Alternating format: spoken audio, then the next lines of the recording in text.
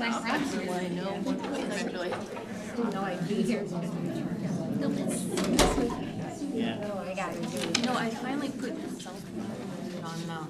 He's not responding. Cheryl responded. So then I'm not going to delete your landline. So I put your cell number. Yeah. And I texted you because I'm just open about that. You might not even. Are we ready to go?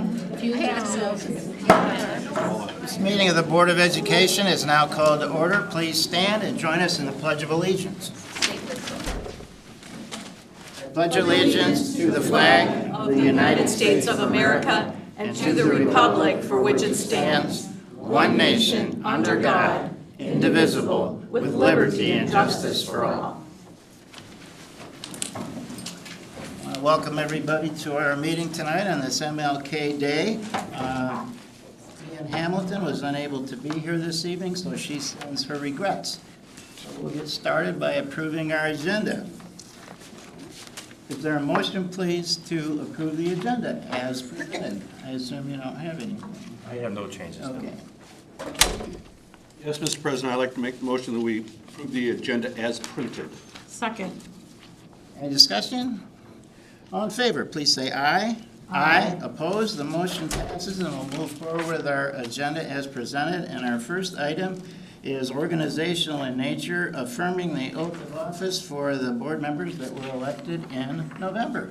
And Mark is going to handle that for us. I will be happy to administer your oath of office. I know that you've already done that in an official way, so this is kind of a ceremonial acceptance of the oath of office that we can do in front of everyone here and the audience that's watching at home. So how about if the three board members that were elected stand here. That way you can get picked up by that camera. And I'll come around. Try not to get in everyone's line of view.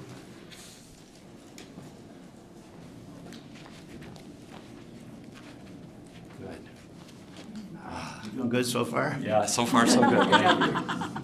So I'll read the statement of the oath, and then if you would, at the end of this, say, I do if you agree to do this. So do you, Randy Van Antwerp, Emily Crawford, and Kimberly Larson, solemnly swear that you will support the Constitution of the United States and the Constitution of this state, and that you will faithfully discharge the duties of the office of member of the Board of Education, Portage Public Schools, Kalamazoo County, Michigan, according to the best of your ability? I do. I do. All right. Welcome. Welcome aboard. Thank you.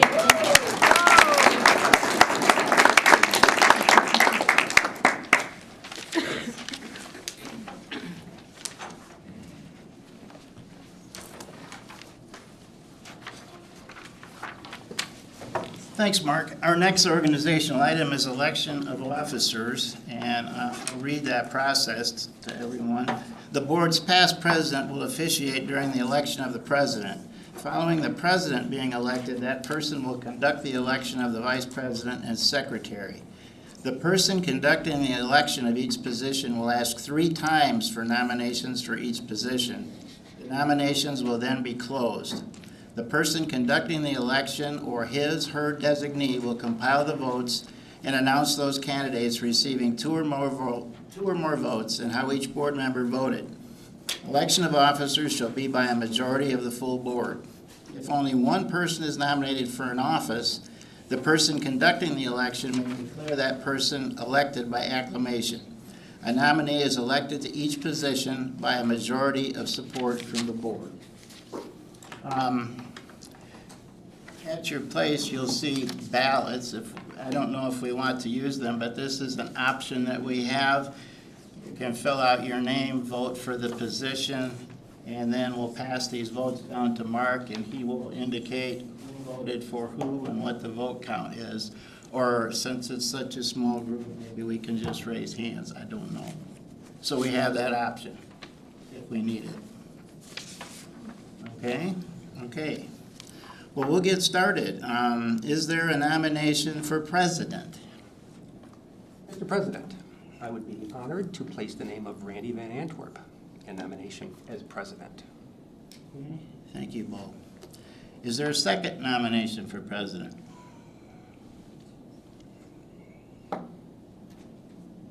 Is there a third nomination for president? Being no second or third, then by acclamation, Randy Van Antwerp is re-elected president. Okay. Well, well- may we pause and congratulate you? Oh, Thank you.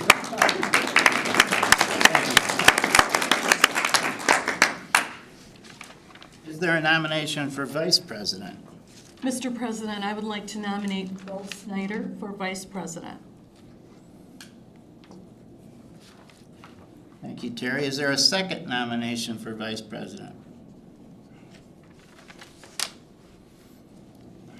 Is there a third nomination for vice president? Then by acclamation, I declare Bo Snyder Vice President, Board of Education. Congratulations.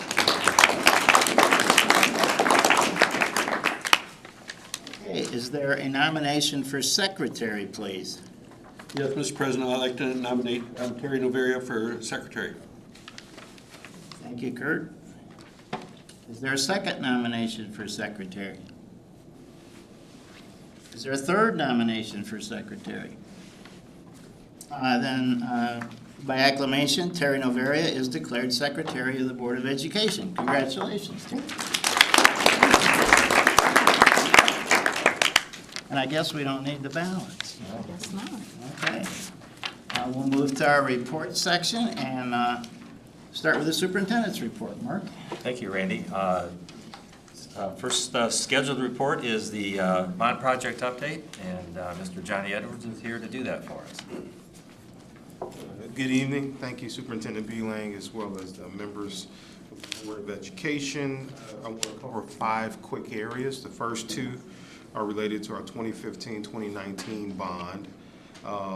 Project at the pole barns at the northern campus. First, the 2 storage barns have passed all of the inspections, and the staff at both schools, at both Northern High and North Middle School, will have access to the barns this week.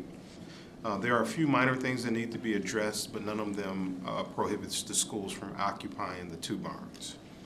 The second update is also related to Northern's campus. The board approved the recommendation for adding a parking lot to the Northern AEF.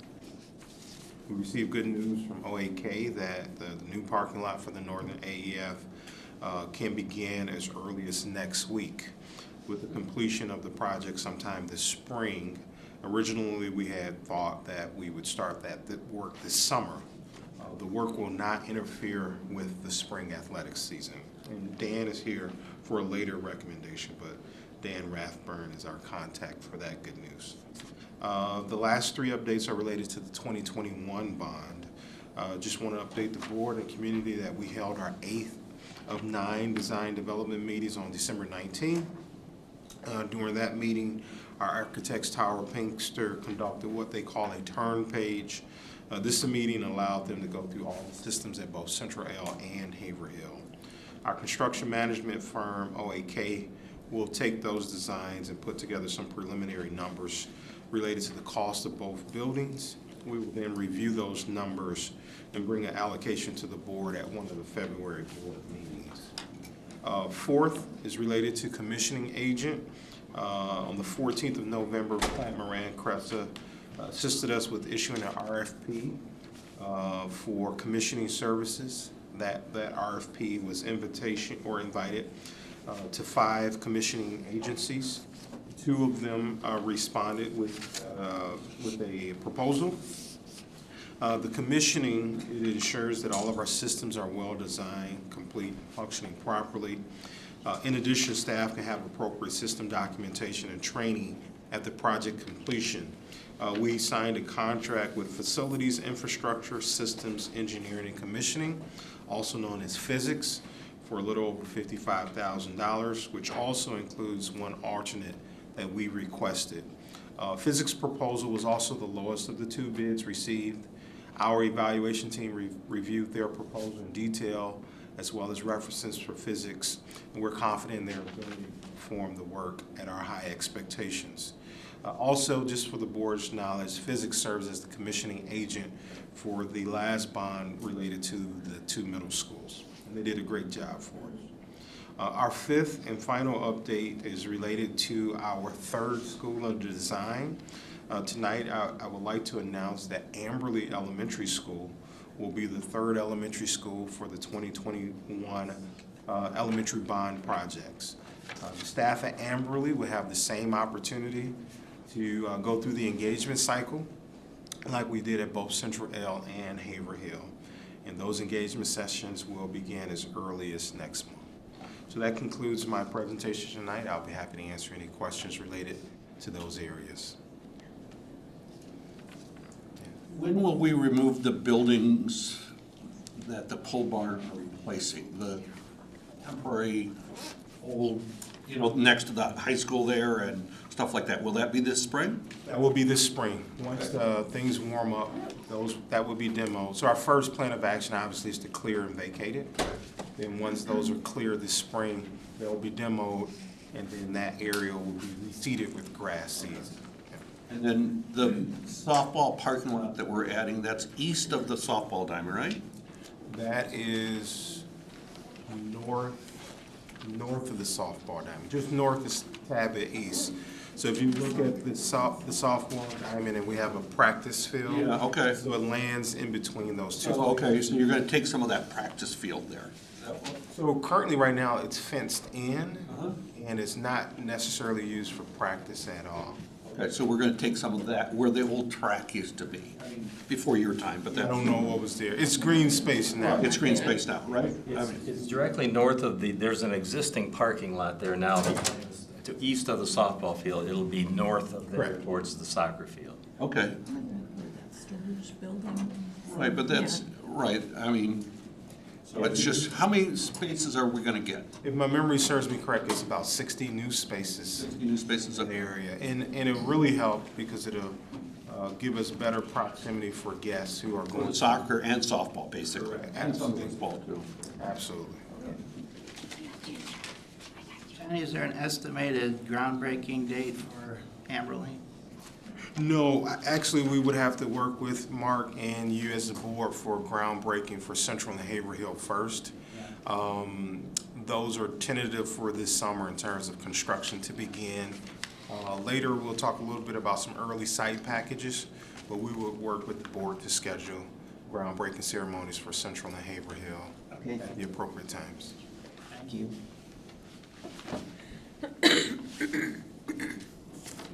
Thank you. Thanks, Johnny. I also just wanted to circle back with the board on, before we get into our monitoring report, just on the public commenter that we had last month on the library, some materials in our collection. That caused us to take a look at some of the materials in our media centers, and there was one book that we ended up removing, and that was brought to our attention. Nobody has a history of recollection of when of who would have brought that textbook in. It happened before anyone who's currently serving in our media centers or overseeing media was here. So I think it was brought in back in the late 1990s. But in any case, that book has been removed. I also want to let you know that we do have a rather elaborate process for material selection for our media centers. And I had sent you just kind of a brief update. We do have a request or an offer from our library department to do a presentation to the board on how they go about selecting materials and that whole process if the board is interested. So assuming that you are, we'll incorporate a report at some future meeting that works out for everyone. Maybe we can do it in conjunction with the report on the Community Teen Read program, but that'll be coming up hopefully in at one of our meetings in February. I appreciate that, thank you. So that's the only other thing I had before we get into our monitoring report. Very good, Mark, thank you. Hi, Michael. Dr. Pasco and Dr. Jensenius are here to present we've been presenting this information in October, November, December, so this is more or less a summary report and a status report of where we are. on those other, and it's the night that the board takes action on accepting that particular report. So, pass on. Good evening, Superintendent Beelang, trustees. Welcome, Emily and Kimberly and Ian. We are tonight. We welcome you to the board. We look forward to working alongside you. So we are here to present the final overall report for MR11. You've seen us throughout the first semester. We presented the spring 2022 data, starting with high school back in October. We did middle school in November, and then you saw Kelly right before the holiday break and presented the elementary data. So you've seen all three levels. So this presentation looks at three areas in particular. You have your monitoring report packet that goes into a little more detail. We're going to kind of go balcony level for tonight's presentation, but you have more information within your packet. So we're going to look at, one, if we are improving over prior years. We're going to look at if we're approaching comparator schools. We're going to look at if we are exceeding comparator schools' performance. And when we say that, we look at state assessments, looking at years 2017, 2018, and 2019. All spring data. You'll see a couple graphs are related to averaging those three out, and we'll get more into why we did that, as you heard in the three presentations, and we'll compare that to how we did last spring, in spring 2022, and that relates to our MSTEP performance, as well as our PSAT and SAT data at the respective grade levels, okay? So the first metric in our MR11 summary looks at how we've improved over years. When you see percentage in the packet and on the slide deck tonight, you know that's percentage of students either proficient or meeting benchmark. Those terms are used interchangeably, and we've used those interchangeably through our presentation. So that's what those numbers are speaking to.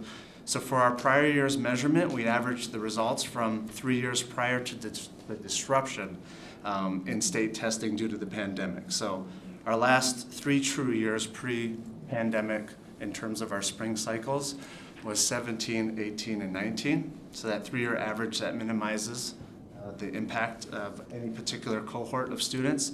Just a reminder, in 2020, we didn't have any state assessment at all. And then in 2021, we had limited participation across the state. So just like in the previous 3 reports, we didn't look at those as something that we wanted to rely on or things that we would be considered a valid source of data. So here we look at all students. We look at students that would be considered economically disadvantaged and our African American Black students within PPS. So we have 4 metrics that are green, meaning we improved by more than 2%. Again, more explanation in your packet as to the categories in our metric. So that means we met expectations. So that was 8th grade ELA and evidence-based reading and writing, because there was a year where we transitioned 8th grade MSTEP, if you remember, to evidence-based reading and writing. So Melissa helps kind of crunch those numbers in our office. Used to work for NASA, so that helps us in terms of there's some reliability there. We also have Marty Witt, who worked for Pfizer in the research and development and statistics. So we've got some reliable folks working on this, so we trust the data. So we saw that in terms of meeting expectations in the 8th grade ELA, EBRW, as well as math, and that was for all students. And then we also saw meeting expectations for ELA for economically disadvantaged and our African American Black students. So we have 4 that are yellow, and that's meaning we're not really declining or improving, we're kind of staying flat. So therefore we say partially meeting expectations within the monitoring report. And then we have 11 that declined by more than 2%, and that's the red that you see up there, meaning we did not meet expectations in those areas. So overall, our middle school scores are the most positive when you look at this, with 4 indicators improving. And then 5th grade changes here are probably the most concerning for our teams, with declines across all the groups. Okay. So that's improving over prior year's summary. Now we look at approaching comparator schools. So this second metric, MR11 summary, looks at how we're approaching comparator districts by ranking comparable communities on their change in performance relative to the prior 3-year average. So looking at how we did in 2022 amongst all of our comparators in terms of where we landed comparing to those previous 3 true data points. So this indicates if we're trending towards the top or not, regardless of change in performance or the test conditions. Again, those 3 years are 17, 18, 19 compared to 2022. And we're looking specifically here at the district-wide measures for 5th grade, which is MSTEP, and then 11th grade SAT. 3 of our metrics are flat, again, meaning we rank in this metric, we rank 3 or 4 in change relative to our other districts, landing more in the middle for SAT, evidence-based reading and writing and math, as well as 5th grade M-STEP ELA. You'll see the red up there, so 1 is declining relative to our peers, meaning we're ranking lower than 4 and placing us in the bottom half of the other 7 comparators, and that was 5th grade math M-STEP. And we did not increase our performance as well as the top 2 districts before. Therefore, we did not meet the expectations by these metrics. So we could definitely, lots of room to grow in terms of our comparators and where we fall. I'm hoping that as we get more true data points and more typical spring cycles, we'll start seeing maybe this data go in a different direction. Okay? And then the third one, this is our metric MR11 summary, looks at if we're exceeding comparator schools' performance on 2022 state testing, which we interpret as meaning ranking first among all of our comparator communities. So we also include rankings when there's limited numbers of comparable communities. So you see some up there for our African American Black groups of students. And we indicate this on the table by the number of schools whose data we're able to access, and that's alongside our economically disadvantaged and then all students. So looking at a comparison for those 3 groups. So on this table, we're either first and we're in green, or we're anything from 2 to 8 and it's red. So being top ranked is ultimately where we want to be. And it's a lofty goal, and we've set that kind of collectively, but it's one that we're always going to aim for. This one doesn't look great because it's a lofty goal, and we're shooting for the top. So when we look at this, it's one of 24 metrics, meaning the assessment in the group in which it applies, we rank first. But we had 7 of our metrics where we ranked second, so meaning in 7 areas we're very close to achieving that gold standard and landing in green. Our major concern is the 4 metrics that we did rank last in, and we'll have to continue to focus in on those moving forward, and you can kind of see those ones. Anytime you see an 8, 5 out of 5, 4 out of 4, 4 out of 4. Those are those 4 areas there. It gives a little more detail in our report as well. All right, so more importantly, what are we doing? We've been up here 3 times. We've kind of articulated and communicated some of the things that we have in place and some of the things that we're looking to do as we move forward. So Kelly and I just kind of sat down and we wanted to highlight some of the things that we feel are going to make an impact as we continue to implement. So you'll always hear us talk about improving Tier 1 instruction, about improving the culture and climate in our buildings. So when we talk about the academic side, we're talking about implementing coaching framework that's focused on improving instructional practices. That's with our reading specialists, engagement specialists, and FAME facilitators. I know Kelly and Mackenzie have talked about some of the stuff that we have going on with our formative assessment initiatives. Our priority standards and unpacking and connecting those to proficiency skills. That's work that's happening and being implemented right now. Engaging in the curricular design cycle. We have several content areas and subjects that are going through that. We're connecting our professional learning on PD days, October, March, and May, so people within the district and staff should see a connection to what we're trying to deliver and support them. And again, supporting that professional development and aligning that with the continuous improvement plans has been really important. Just as a side note, Kelly and I, Mackenzie, Courtney Huff, and Jessica Wistanley, we have visited 13 out of 14 buildings, and we've been conducting continuous improvement workshops with their instructional leadership teams. They all have a different acronym for it, but essentially they're leadership teams, and we're working with them to support them in their continuous improvement plans, and they've been great sessions. They've been 3 to 4 hours. We still have community high to go, I believe, on Wednesday, and it's all about us walking away from that, helping them get organized, but also walking away to find out what are the areas that we need to do a better job with at central office to support. And some of that's professional learning, some of it's funding, and some of it's just support with some of the coaching pieces as well. We're analyzing the math and evidence-based reading and writing results from the fall. As you remember, we tested all of our 8th graders with a practice assessment, even though it was the real assessment. as well as the MNSQT for all of our juniors. So that's in the hands of our instructional leadership teams, our SAT teams, and so that's happening at the middle and the high school level as we speak, and as well as any data review that we'd have at the secondary level. We're still looking at particular funding sources for that math instructional coach that Mackenzie and Kelly had come up. I don't think 98C is going to be the one that really applies to that position, so we're exploring some different avenues with Paula and Sammy in the finance office. So when we look at culture and climate, we're talking about unpacking our social emotional learning competencies. We're aligning and strengthening our PBIS. You hear us use that acronym. That's positive behavioral interventions and support models that are out there.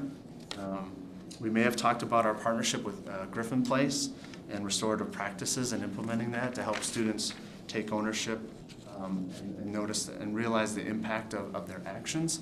That's been very helpful, that partnership, in a couple situations, particularly at the high school level, to bring people together to resolve some really tough issues, either establishing or reestablishing our peer-to-peer programs, and that's to connect students of all types of abilities and promote inclusion, independence, and socialization. That's really important. We continue with trauma-informed school training sessions throughout the year. As you guys know, we have a major focus on safety and security. We had all of our multidisciplinary teams trained back in April and August, level 1 and level 2 training on our school comprehensive school threat assessment guidelines.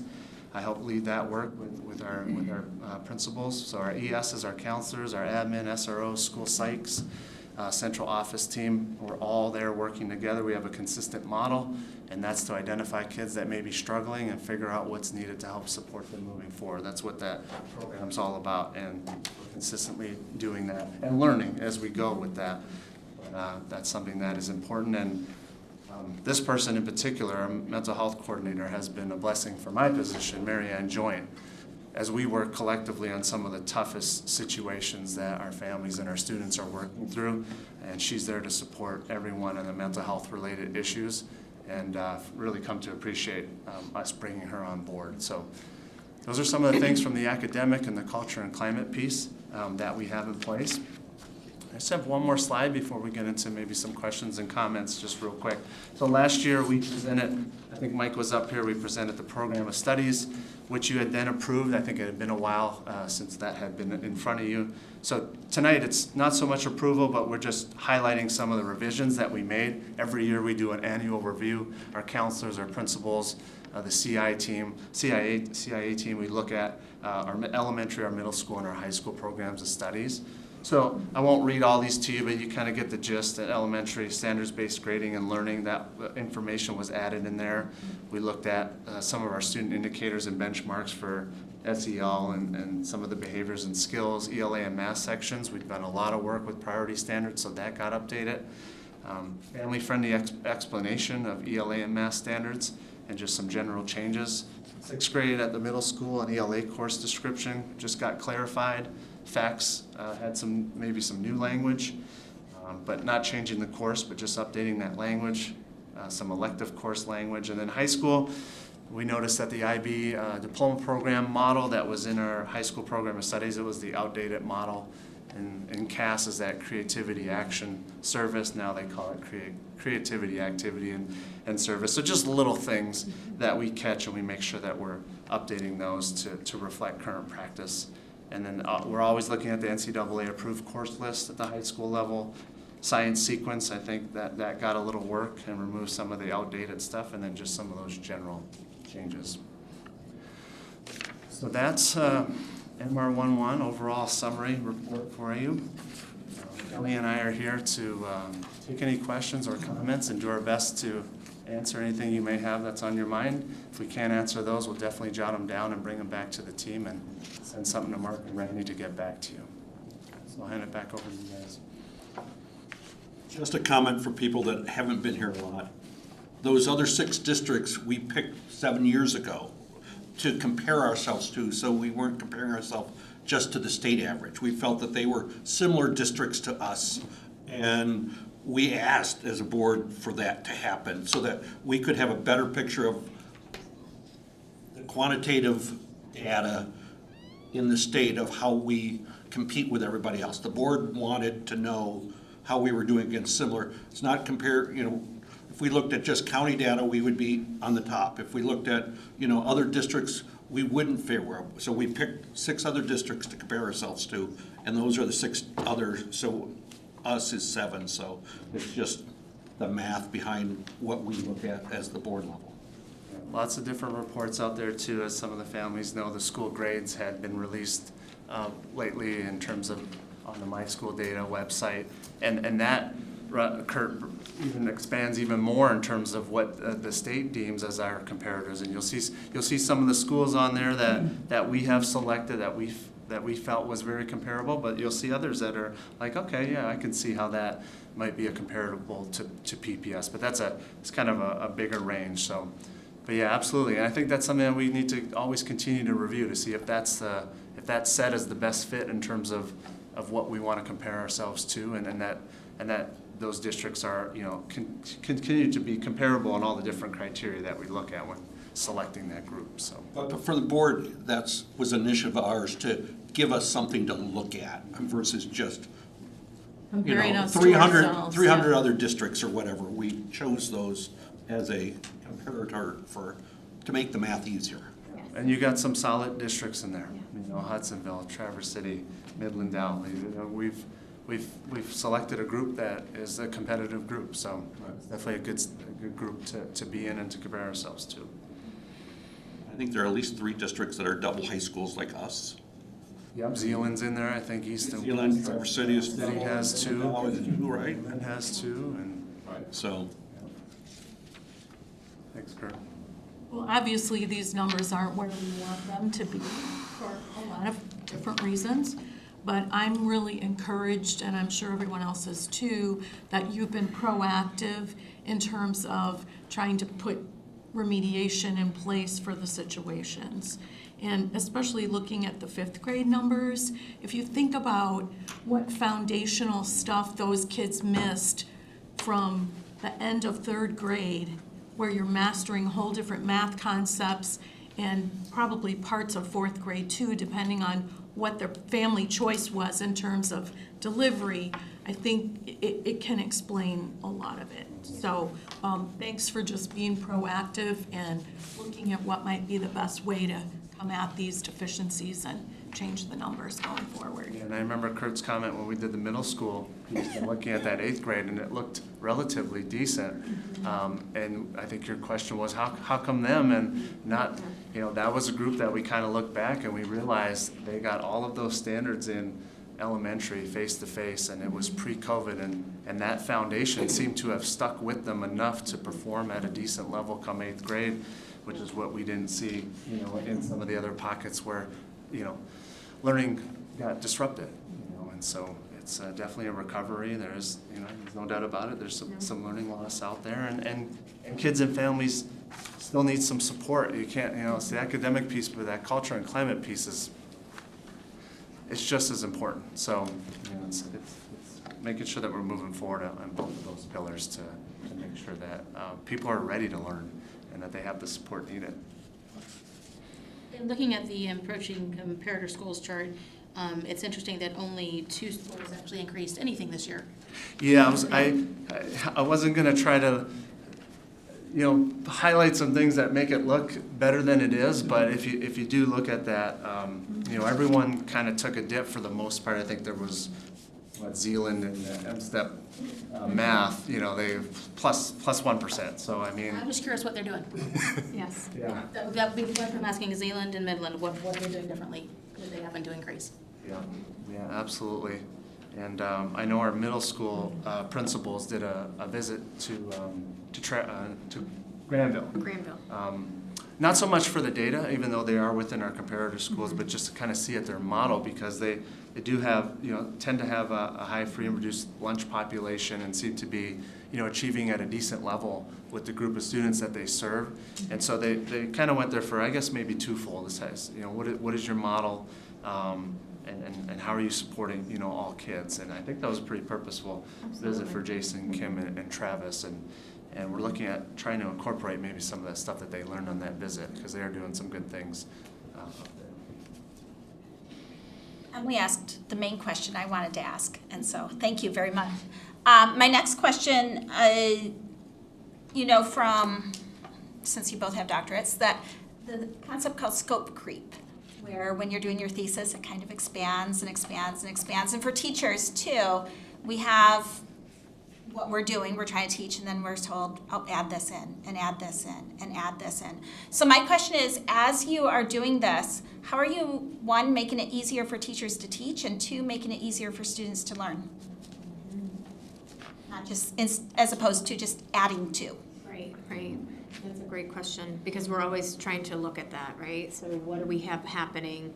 One of the things we're doing is a 5-year plan. So we're looking at, so we're breaking it apart and saying, okay, where are we at right now? What initiatives are we implementing? What initiatives are we developing? What initiatives are we just exploring at this point in the 22-23 school year? Then on the 23-24 school year, then where does it go? So if we're in development phase, is it time for that to be implemented? So we've mapped that out over a 5-year plan. Now, that doesn't mean we're just going to do it. We're going to take a look at then what comes our way that we need to make some adjustments for. But that is one way that we've been able to slow things down and be really thoughtful around what we're putting out there. And also, how does it connect together? So when we talked about priority standards, we've been unpacking. We've had them for years, but we had to come back to the table and say, are these the right ones? Have we really unpacked them and looked at them? And do we see them from that young 5s up through 5th grade? Do we see that continuum? And if we didn't, we went back, we started pulling them apart at each grade level. We spent lots and lots, we have teachers in the room, we've spent lots and lots and lots of times at our grade team meetings with our buildings doing that work. We're now at that phase of saying, okay, we have our priority standards. Now, what does that look like on a proficiency scale? So we're trying to slow that down and not just say, hey, here's your priority standards, here's your proficiency skills, here's a new report card, go. And then at that same time, we have to start saying, now what no longer fits, right? What no longer makes sense to be there? And sometimes that is, sometimes we hold things very near and dear to our heart and we don't want to let them go. So we have to make sure that we are letting go some of those things that no longer are necessary. They were very necessary for a very long time, but maybe now in this new point in time, it is time for those to go. Thank them for their service and move on to new practices that we need to implement for our students and what their current needs are. We've been working with secondary to do the same thing. So Dr. Sheehan's been sitting down with the middle school principals and talking through what are your goals through that continuous improvement process. We don't ever want what we're working on over here to be separate from our continuous improvement. So we're really working to marry those things together. And so she's drafting that out currently on their initiatives for the next 5 years, and we're going after high school here too, so and helping them. And they have all these great ideas. Sometimes it's just getting them on paper and then mapping them out and then action planning them out so that you don't go in and say, whew, we're overloading. And that is that concern. Yes, yes. Teachers already do far more Yes, they do. Yes. than most professions. They're amazing, yes. Students were, We have yeah, for sure. excellent teachers. I don't want to burn do. them out. Yeah, we don't either, and that's a great point that we need to continue to be mindful of and aware. There's some teachers that are struggling too and trying to get back to how they were pre-pandemic, and Brad's doing a great job with supporting staff as much as possible from an HR lens, and anything that we can do in terms of not over meeting and over asking, but they have a ton on their plate, and we just we need to chip away at some of this stuff, and like Kelly said, just continually reviewing the things that no longer have that impact, and if there's anything that we can take off of their plate, definitely something that we continue to talk about. Hey, I ask a question here, or make an observation. So I do appreciate mostly you setting a high bar with your color coding on this. It's This weekend when I opened to this page, I freaked out because it was all red. hope you were okay. Hope someone was around Yeah. to pick you up off the floor, Bo. Yes, my wife heard the thud from 3 feet away and came running in. And you didn't know, but I want to underscore that there are a lot of 2s and 3s on here as well, and you're just highlighting. And I So, I mean, I applaud the high bar, but also want to make sure that credit's given where credit's due. And there are lots of twos around here, lots of twos and threes on this list. And those came out, I think, a little more vividly in the fall when you gave the 3 different reports. I mean, that was more clear, so. Yeah, we got a lot of great stuff in place. I'm actually looking forward to this time next year. You know, I'm hoping to see, you know, just a few of the changes on all of these reports, trending in a different direction. I truly feel that. People are working extremely hard, and they understand it, and they accept where we're at. No one's trying to make excuses. It is what it is. It's our current reality, and we just have to face it, put together some wonderful plans, which is what we're seeing with these building visits, and we just got to move forward, and we all play a part. You know, we rely on our families for that partnership, and, you know, the board to steer us, and all of central office to be mindful of how we support buildings, and because people in the buildings where the rubber meets the road, they're working their tails off. Our leaders are leading, our teachers are teaching, our support staff is doing all they can to help with the, you know, the day-to-day support. So, like I said, I'm hopeful and optimistic that, you know, with what we have in place, and we'll start trending this in a little different direction. Well, and can I just add, and Mark, to you too, I appreciate the candor. So you bring it to us, whether it's red, yellow, or green.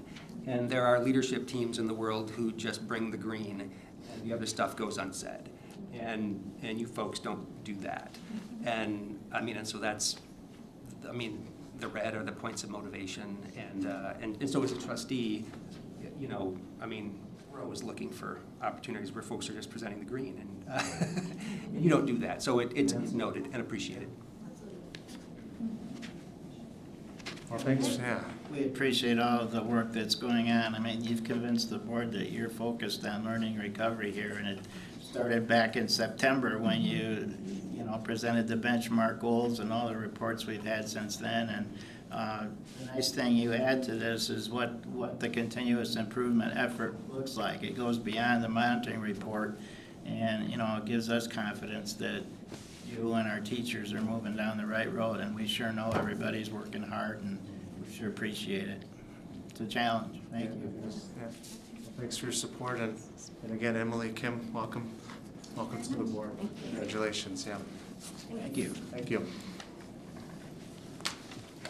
Okay, we're at our comments and communications section. Do we have any citizens who wish to address the board tonight? Oh, yeah.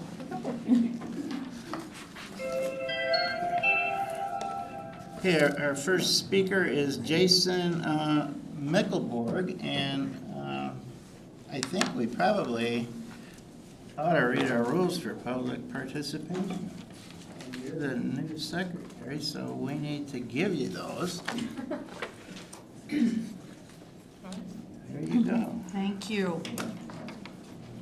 Public comment at board meetings. The board welcomes community input at our board meetings and recognizes the importance of allowing members of the public to express themselves on district matters. To prevent fair and orderly public expression, please conform to these guidelines when addressing the board. Attendees must register their intention to speak during the public participation portion of the meeting by completing the speaker registration form at the beginning of the meeting. Individuals may not register others to speak. Speakers will be recognized by the presiding officer and may not be called in the order in which they have signed up to speak. Speakers are requested to state their name, address, and group affiliation if applicable. Limit comments to 3 minutes. Direct all comments to the board and not to staff or other participants. Speakers may not yield any of their speaking time to others. Provide a written copy of your comments and supporting documentation to the board secretary if available. Present your comments in a respectful and professional manner to model the behavior expected of Portage students. Refrain from mentioning any student by name. Contact the superintendent directly regarding personnel matters. Board of Education meetings are held for the purpose of conducting the business of the school district and are not considered to be community meetings. Board members are not obligated to respond to issues raised during public comment. Normally, such issues are referred to or followed up on by our administrators. Welcome, Jason. Thank you, sir. Jason, you're the guinea pig. We have a new timer, and you're the first one to using the timer. So we don't know how it's going to go, but we lost our timer. First time for everything, right? Well, there you go. We lost our timer with our new audio-visual system here, so Yeah. here we go. Welcome, sir. First, I'd like to say congratulations to Emily and Kimberly on their elections and the rest of the board on your appointment. I'm a duly elected precinct delegate in Portage's 14th district. I take my election very seriously. I take my constituents very seriously as well. On or around October 19th of last year, it was brought to my attention that there were some closets that were going to be installed in one of the high schools. One of my constituents called one of the schools and inquired about it. They were told, no, nothing like that was going to happen. So they watched your last board meeting, and lo and behold, something like that is going to happen. So what do I say to my constituents when they're pretty much lied to by the school, but then you guys have a meeting that says otherwise? I don't lie to my constituents, and I don't think any elected member should lie to any constituent or taxpayer. So I would just like to, I have a name of an individual that my constituent was in contact with at the school, and if anybody would like that name, I have that name, and I don't want any of my constituents lied to. I don't roll like that as an elected official. Thank you. Thank you, Jason. Our next speaker is Sarah Della Coletta.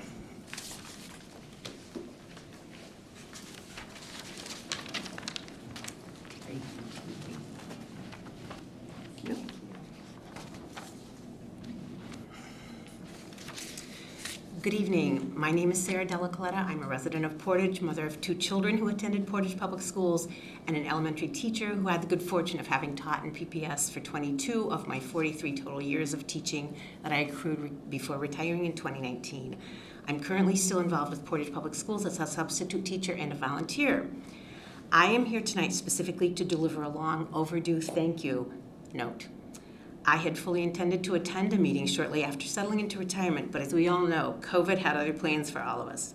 However, perhaps in retrospect, it's actually better that this note of gratitude is belated, because I now have seen Portage Public Schools from yet another perspective and have more accolades to deliver. I am so proud of the school board for being so transparent and for diligently scrutinizing and studying the many aspects of the unprecedented pandemic, and then taking appropriate action to help make the situation function as safely as possible for all, students, parents, staff, and community. From mask mandates, virtual learning opportunities, implementing appropriate cleaning strategies, to organizing vaccine clinics for staff.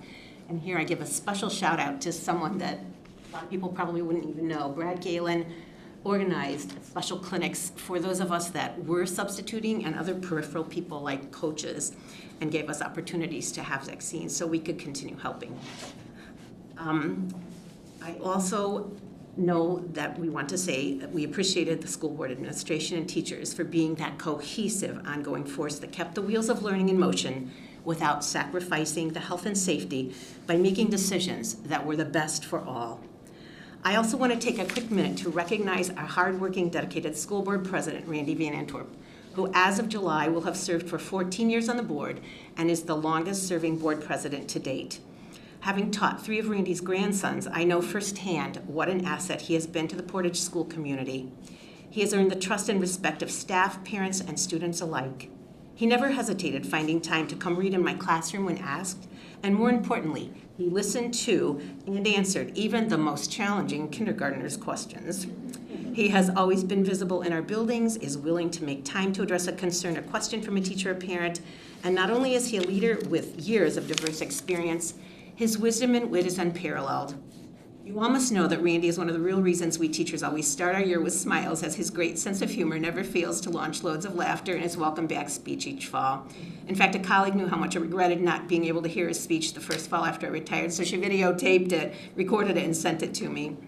Randy's approach to problem solving has always been methodical, factual, fair, and done with integrity. We are so fortunate to have you at the helm, Randy, and I thank you and your family for all you generously give of your time and talents to the students, parents, community, and employees of Portage Public Schools family. And I happen to know that Grandpa Randy's role modeling and spirit of leadership, I'll be done in 2 seconds here, has not gone unnoticed. His impact and legacy are already at work, because while back at Amberley this past Friday, I witnessed his grandson serving PPS proudly and seriously alongside Dr. Fear as student principal for the day. Thank you, Superintendent Beelang, and all school board members, past and present, for guiding us through the past 100 years and continuing to be our transparent bridge to the future. Thank you very much, Sarah. That's very kind. Thank you. Our next speaker is Babli Sinha. Do I have that correct? Yes. Thank you. Good evening. My name is Dr. Babli Sinha. I have been an English professor at Kalamazoo College for 15 years. I'm here both as an educator and a parent of a middle schooler in PPS to express my dismay about the platforms of some of the new board members, which call to, quote, stop CRT and the sexualization of children, unquote. Neither is occurring locally or nationally. And so I can only understand such slogans as an attempt to suppress critical thinking about the histories of slavery, colonialism, and discrimination.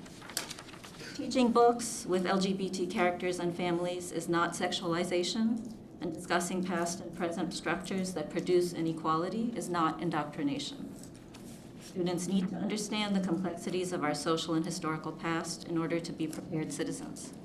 Teachers must have the right to teach not only about triumphant moments in American history, but also events such as the Tulsa Race Massacre and the Trail of Tears, as well as authors such as Toni Morrison, Sherman Alexie, and Maya Angelou, all of whom have faced calls for bans and restriction nationally. Their education would be impoverished by movements such as those of the new board members, which align with political attempts in Arkansas, Florida, Virginia, and elsewhere to whitewash history and culture. I urge the board to prevent that from happening here. Thank you. Thank you. That ends our public comment for this evening. Are there any comments from board trustees?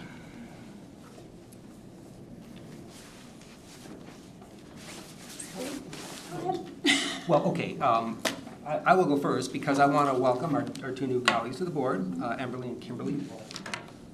Had a chance to get to know you and look forward to getting to know you better in years. And then I'm afraid speakers kind of stole my thunder with the next comment, but Randy, I just want to say a personal thank you to you. I don't think people really understand how much time you put into this. I mean, I could give some examples. My family does. Yes. But you in many ways treat it, you know, it's a job. It's like a full-time job. And you do a lot of extra work to kind of keep the, keep the meters running and kind of keep things going. And so I really appreciate your willingness to continue to serve as board president. You do a lot for us, and anyway, thank you. Well, thank you, Bill. That was very kind. Thank you. Any more comments like that?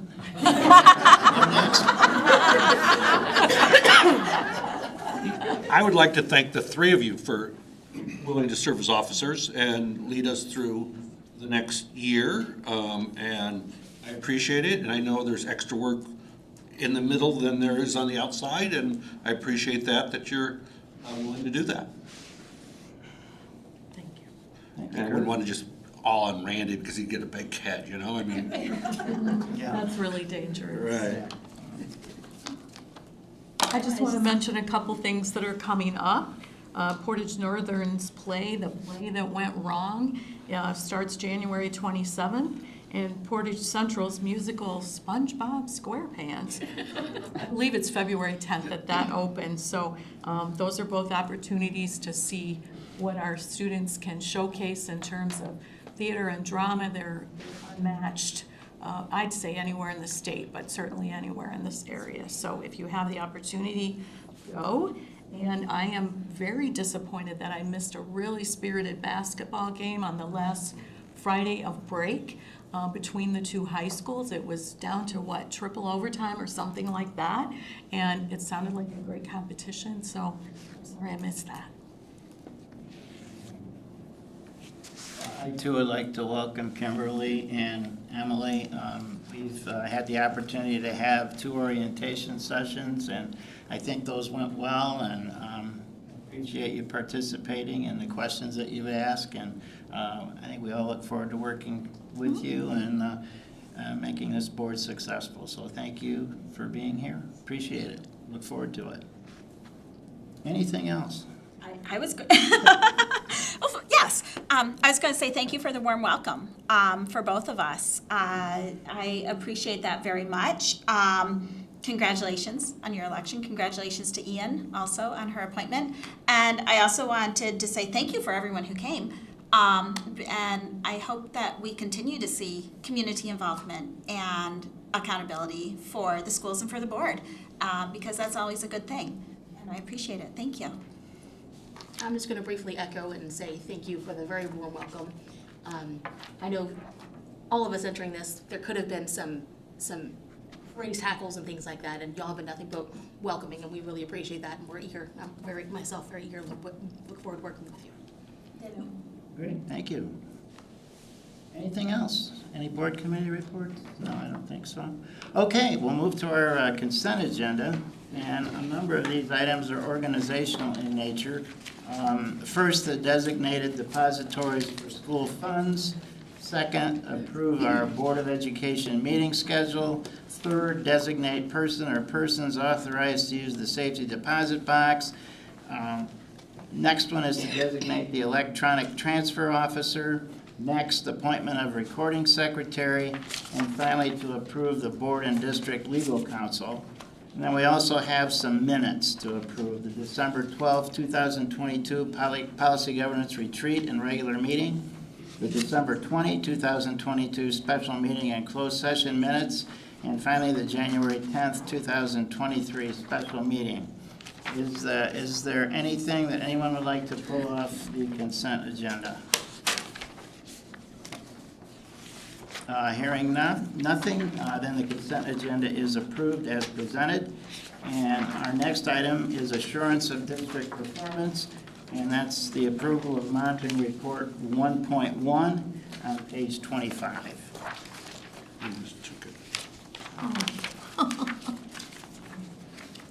Yes, Mr. President, I'd like to make the following motion that the Board of Education accept as presented the monitoring report on 1.1 global ends as a reasonable interpretation and evidence of compliance with policy. Second. Thank you. Any discussion? All in favor of approving the monitoring report, please say aye. Aye. Opposed? The motion passes and the monitoring report is approved. And we have 3 action items. The first is new teacher appointments on page 33. Is there a motion, please? President Van Antwerp, just a minute, as soon as I get to 33. Our pages are out of order, so. I There's a second. move that the Board of Education approve the following new teacher appointments as presented: Joshua Cardosa and Irene Mayfield. Thank you, Terry. Is there a second? Second. Thank you very much. Brad? Good evening, trustees. Welcome, Emily and Kimberly. Here tonight to bring to the board 2 teachers for approval. Both of these teachers are replacing folks who have left. The first one, Josh Cardosa, taking over for Stacy Hendershot at the Shared Time program. She was there a short time and has moved on to other things. So we have Joshua coming in. He's a brand new teacher, very enthusiastic. So I know our Shared Time kids are in really good hands there. The second one is Irene Mayfield.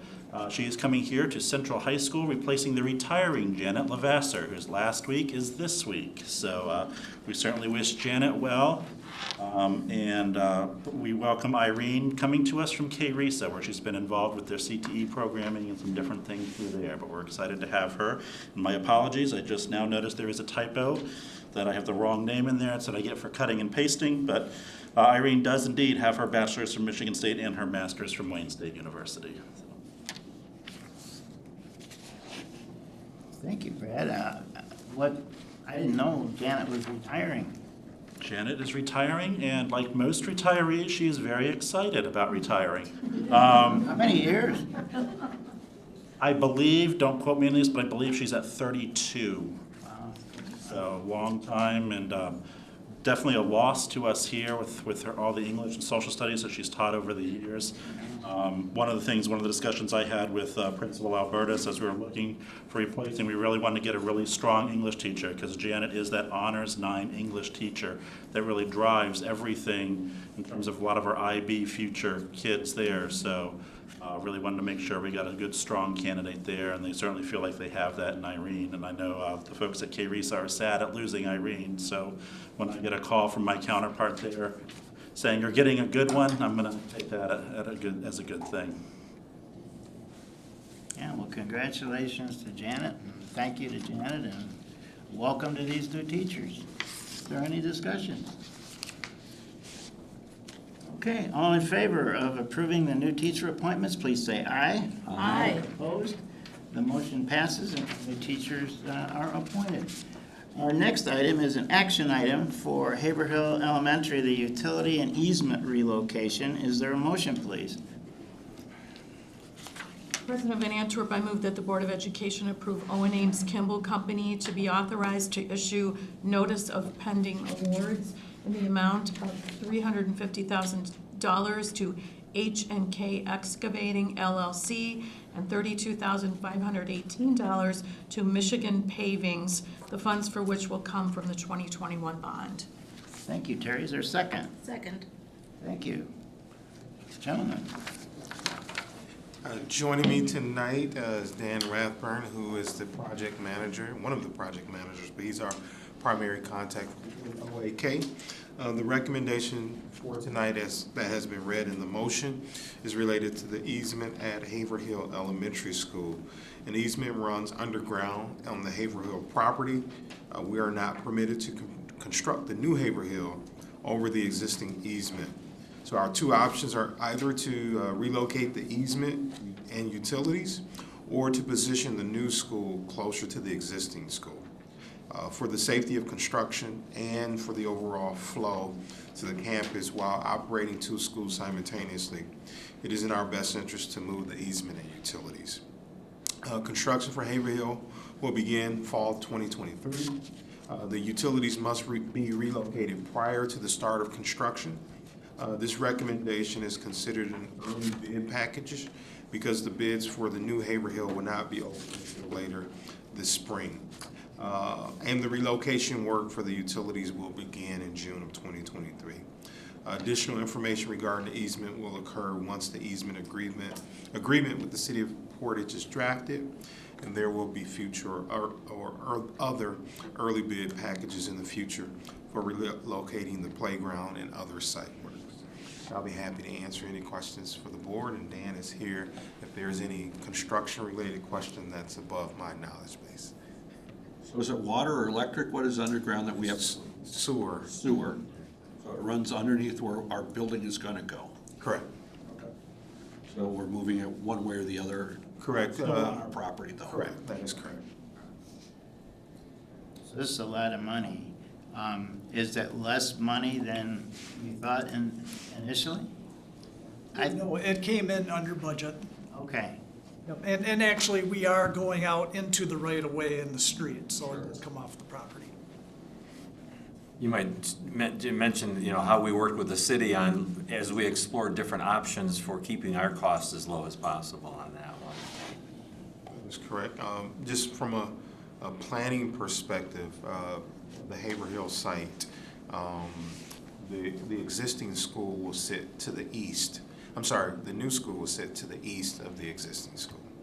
And so where we want to design our new school, the sanitary line runs north and south on what's currently like the play or soccer area. And so this rerouting of the utilities will obviously, the sanitation and all that stuff will run out into the underground with the city. One of the things that we've been trying to do from a cost perspective is working with REK to give us preliminary numbers on our costs. So is it worth making the move, or should we just moving the location of the utilities or moving the location of the school? And we talked about those two options. So from our preliminary budget costs, I think we were a couple $100,000 less than what we thought we were going to be. Each time that we go into these types of things, we're trying to look at the cost prior to making decisions, but we're also using those guiding principles that have served as a foundation for us in our decision making on behalf of the school district. Right. I know this is ancient history, but wasn't there an easement for McCamley Knight Field, and didn't we have to move stormwater or something? Did you remember that one, Dan? I don't. We've had lots of interaction with the city. There was a a storm sewer that would have run underneath the new stadium. Part of the field. And we had to move that around the stadium so that if anything ever happened to that, we wouldn't have to replace turf or encroach on any of the turf surface, yeah. I mean, it's expensive, but it's, Gotta do it. in your judgment, we gotta do it. Well, we also discussed other options. I think there was a lift station that was Yes. considered at one time. Yes. But that was upwards of $1 million, as it turned out, to put a lift station, because the issue is how much slope there is, and there's all kinds of calculations that the state has for, what standards we have to meet. So we felt this was the best option out of all those. So did the city, by the way. Right, that is correct. Kids at Haverhill will have fun watching the earth moving equipment out there. Yes. Things up, so. Any other comments, discussion on this item? Okay then, all in favor of approving the Haverhill Elementary utility and easement relocation, please say aye. Aye. Opposed? The motion passes and it is approved. Our next action item is the K-RESA enhancement millage renewal. Is there a motion, please, on page 38? Sure, Mr. President, I'd like to make the following motion that the Board of Education approve the Kalamazoo Regional Educational Service Agency Enhancement Millage Renewal Resolution as presented. Thank you, Kurt. Is there a second? Second. Thank you. Mark? I won't read the entire memo there, but those of you that have been in the district for a while know that this enhancement millage has been in place since approved by voters back in 2005, and it's been on a 3-year cycle of renewal, and it's passed every time. This resolution basically, well, the law requires that 50% of the students in the county, as represented by school boards, ask K-RESA to put this before the voters this May. I think 2 districts have already passed this now because this action has to take place before January 25th, when the K-RESA board will need to take action on this based on what the locals say. So some have had their board meetings already, others are yet to come. The change in this one is that after hearing survey results conducted by EPIC MRA, there's strong support for expanding this from a 3-year to a 6-year question. And there's benefits to that. I mean, number one, there's support from based on the survey results, and it gives more options to local school districts to have their local elections without having to compete with the enhancement millage election. So it opens the door for that. Financially, this represents a per pupil revenue of about $425 per student, which is, if you do the math, averages around $3.7 million for the district. That would be a huge hit for us if we didn't have that in our general fund. So that's the question before you, is approving the resolution, and that'll be brought to the voters of Kalamazoo County in May of this year. So we have Bernie Porn, who works for Epic MRA, met with the superintendents. It's a recommendation. It came through our body, and then he in turn met with the Kalamazoo County School Officials Association last week and presented survey results pretty much in depth. I mean, there was a lot of information presented. I know some of you were there at the meeting. But we feel confident that with the right level of information out to our voters that we should be able to get this passed. Any questions from her? Everybody got the survey results correct? Yeah. Well, it's real important to the district because it funds instruction, and it's a stopgap between the state funding we get and what it actually costs to educate a K-12 student. It's in Michigan, it's very important to us, and we certainly appreciate the support of the community. Passing the resolution tonight will carry it forward and give the community a chance to decide on it again. So it's a good thing for kids. Anything else? So I missed it real quick. We're voting on either 3 or 6 years, depending on what K-RESA, or just for the 6 years? 6. Just 6 years. Okay, sounds good. Yeah, the only new thing here, compared to what we've always had, is the 3 would become 6. Yes. So the only risk is that the support in the survey, I think, dropped, what was it, 3%? From when you asked it for 3 years to 6 years, but it was still really high. Fingers crossed that it passes. I don't think it's a huge risk going to 6. I mean, this has been renewed, what was it, 2005 was the first time? That was the original, Yeah, and then the original. 5 times. I remember, yeah, so and it's been supported by pretty wide margins. I mean, there's never been a real close. No, never been a cliffhanger, yeah. And we do need this. It would be a shock that would not be received well if this were. And it's a renewal, it's no new tax, it's just renewing what we're already paying. We're simply renewing for the 6 years instead of renewing for 3. Yes. Right. Any other comments, discussion? Okay, then, all in favor of approving the K-RESA enhancement millage renewal, please say aye. Aye. Opposed? The motion passes and the millage renewal request is approved. And our last item on the agenda is a discussion item, a wireless recommendation. Yes, thank you. It is with regret I have to inform the board we are still having significant issues with the wireless at Central Middle School and North Middle School. Since we last spoke, I have brought in several outside consultants who have reviewed the system. They've confirmed that it's installed and configured correctly and that it should just work. But the reality is it's not. We have tried several alternate configurations, including tuning the radios by hand, which is a painful process, but we have not seen a significant enough improvement. At this point in time, we've exhausted our options, and so replacing the system is the next logical step. To that end, we did issue an RFP and opened up bids over the break. We received 6 excellent proposals for a new system. While I can't guarantee a new system is going to solve the problem, I am cautiously optimistic because the systems that we're considering offer 2 features we don't currently have.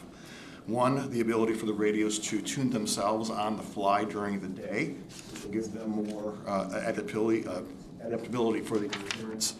And the management console is also much more sophisticated, which will give us even finer control over the system. I expect the project to come in between $110,000 and $130,000, of which I expect have to be reimbursed to the district through E-rate funds. So it's my goal to have a vendor name for you at our next meeting, along with a detailed installation timeline.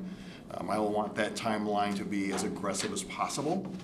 Obviously, the X factor is supply chain issues, but things are getting better. If the board remembers, we did try to replace the system a while back, and we could not get any parts to do so. The last thing, all I would say is, again, my thanks to the staff and students at both the middle schools for being patient in what has been an incredibly difficult and frustrating situation. And with that, I'd be happy to answer any questions the board may have. Dan, appreciate your candor. Look forward to voting this in 2 weeks. Yes, Dan, thank you for all the work. I know this is keeping you up nights. We sure appreciate it. An aggressive time schedule to get the new equipment in is appreciated, and I'm sure by our middle schools too, so that's all great. You're on the right track. Hope this does it. Thank you. Anything for Dan? Okay, sir, thanks, Dan, appreciate it. We've reached the end of our agenda, and with that, we are adjourned.